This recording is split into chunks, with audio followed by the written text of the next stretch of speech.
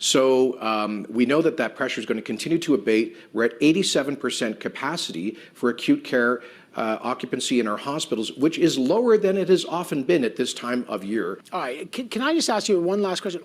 And I hear this from the federal government as well, and I'm pressing the federal government to tell me the same thing.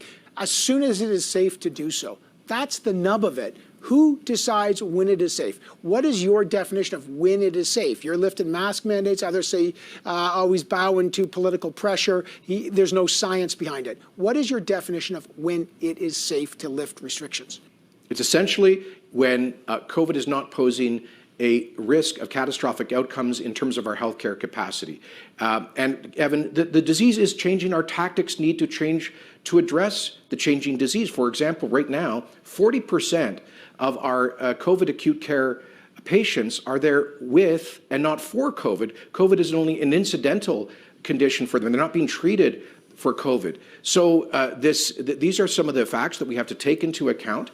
In two of the 3 years prior to COVID, we had more patients in hospital in January and February than we do today. We were able to cope with it then. We are able to cope with this now without the extraordinary measures that have been in place in much of the past 2 years.